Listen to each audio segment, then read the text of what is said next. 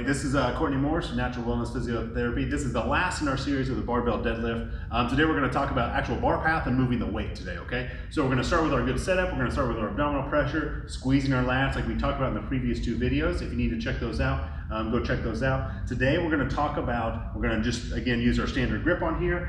And what we want to talk about is we have our good setup, is we want to talk about hip extension for one. One, hip extension is this. If I'm running or sprinting, this is hip extension. But if I'm lifting, if my feet are on the ground, if I have a closed chain system, hip extension is this. If my butt is bent, is that I'm squeezing my tissues, I'm squeezing my butt, and that pulls me back to the top. So for a deadlift, we really only have to get the bar moving, right? Is if we can get it to here, or here in particular, then I'm just squeezing my butt, and it's gonna pull me the rest of the way. So that's what we're gonna start with first, okay?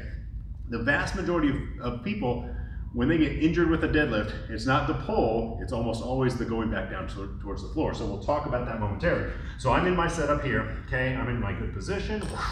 I start my pull. From about here on, I can squeeze my butt and I can pull to here. Now where some people get into problems is they overextend this way, not necessary. There's a lot of people that are in competitions are like, hey, make sure that I got that rep in. So the other thing that they do, or the other thing that we do a few people is like, push that floor away from you. Use your quads, use all the muscle that you have in your legs to actively push this floor away from you.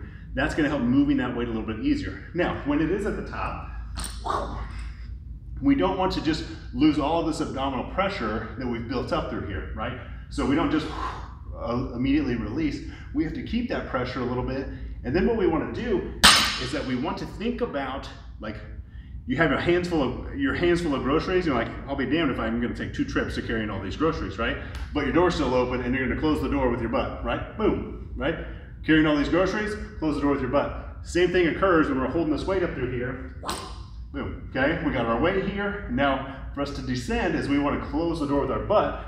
We wanna keep all that pressure and we wanna keep this weight as close to our shins as possible. Where most people get hurt is, hey, they've done the weight, they feel pretty good, but then they get out here, they get lazy, they have lost their lat contraction, and they've lost all of this good positioning in through here, right? As now they're in this position, and then that's not inherently a bad position, but they haven't trained there. That's where most people get hurt, is this fletched round, heavy position that they've not prepared for. So be aware of those different cues as you're going through. You've made that nice bar path. It's come up. The bar doesn't move too much. It's kind of on the express elevator. I stick my butt out. It stays right along my shins. And I get to lower that bar down nice and easy. So if you have questions about the deadlift, let us know. If you still are struggling with it, shoot us a message and shoot us your video. We'd be happy to check it out for you. So if you have questions about the deadlift, or if there are other topics that you want us to check into, let us know. But until next time, Courtney Morse, Natural Wellness Physiotherapy.